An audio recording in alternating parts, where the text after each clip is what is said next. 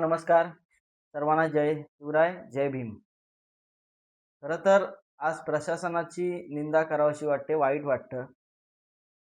आज एवढा मोठा प्रसंग किंवा एवढा मोठा अधिकाऱ्याकडनं चूक झाली तरी अद्यापही कोणती कारवाई झाली नाही. आता आपण विचार करत असाल मी कोणत्या विषयावर बोलतोय, तर सांगतो. आपण ऐकलं असेल काही दिवसापूर्वी दिनांक 12 तारखेला 12 जून रोजी सार्वत्रिक निवडणुका ग्रामपंचायतीच्या आरक्षण सोडत कार्यक्रम पार पडला. त्याचप्रमाणेच तसेच ग्रुप ग्रामपंचायत वर्षीचा सुद्धा दिनांक 12 जून रोजी आरक्षण सोडत कार्यक्रम पार पडला. त्याच्यामध्ये मी आपल्याला दाखवतो की जे ग्रामसभेमध्ये ठराव झाला, त्या ग्रामसभेची पहिले तुम्हाला कॉपी दाखवतो. ही ग्रामसभेची कॉपी आणि या ग्रामसभेमधला हा ठराव उपस्थित आदरणीय व्यक्तींची, नागरिकांची सह्या, हे सगळे ठराव. आणि त्याच्यामध्ये ठरावामध्ये आरक्षण सोडत घेण्यात आली. त्यामध्ये आपण पाहिलं असेल तर वॉर्ड क्रमांक 1 मधील 1 अ यामध्ये नामप्र स्त्री म्हणजे ओबीसी महिला, त्याचप्रमाणे सर्वसाधारण स्त्री म्हणजे सर्वसाधारण महिला, आणि तिसरं सुद्धा होतं सर्वसाधारण महिला.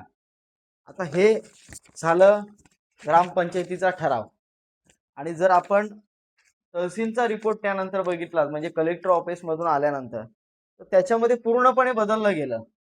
ज्या ठिकाणी नामप्र महिला होतं ते योग्य आहे, सर्वसाधारण महिला होतं ते योग्य आहे, परंतु इथे जे सर्वसाधारण महिला होतं ते सर्वसाधारण करण्यात आलं, म्हणजे स्त्री आणि पुरुष दोन्ही.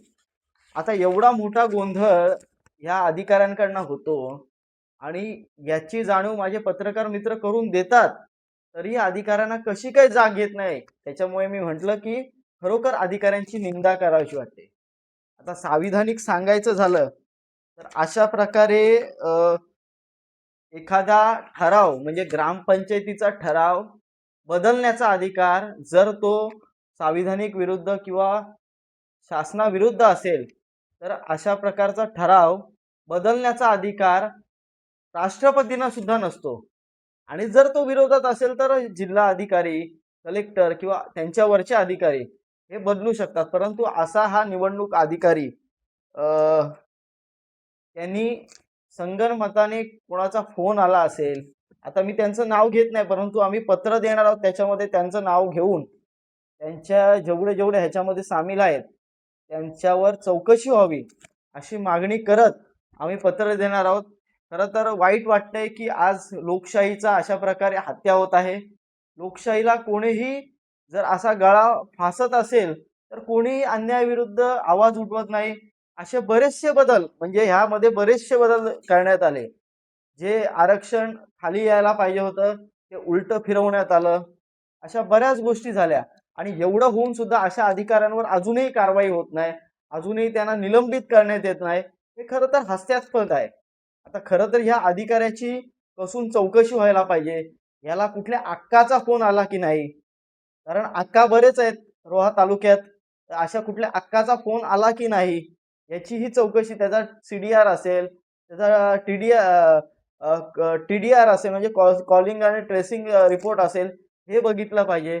आणि सगळ्यात वाईट वाटतं म्हणजे आता जे नवनिर्वाचित सदस्य रायगड जिल्हा परिषद, भुवनेश्वर जिल्हा परिषद गटातून निवडून आलेले आहेत आणि या रायगड जिल्ह्याचे सन्माननीय उप अध्यक्ष आहेत, यांच्या ह्या मतदारसंघात यांच्या ग्रामपंचायतीमध्ये ही अशी घटना होते आणि ते सुद्धा काढत नाही या घटनेबद्दल. काय आहे म्हणजे कशाही प्रकारे तुम्ही संविधानाचा चुकीचा वापर करता, संविधानाची हत्या करता आणि आम्ही शांत बसावं. मी ह्या व्हिडिओच्या माध्यमातून विनंती करतो, पोलीस प्रशासनाला विनंती करतो, तसं रितसर पत्र आम्ही पोलीस प्रशासन असेल, तहसील असेल, प्रांत असेल, कलेक्टर असेल आणि त्याच्यावरती सुद्धा मुख्यमंत्र्यांना सुद्धा देणार आहे की जर अशा प्रकारे संविधानाची हत्या होत असेल तर एक भीमसैनिक म्हणून, एक संविधान प्रेमी म्हणून मी कधीही गप्प बसणार नाही. छत्रपती शिवाजी महाराजांचा या रायगडाला वारसा आहे आणि अशा प्रकारच्या गोष्टी या खपून घेणार नाही.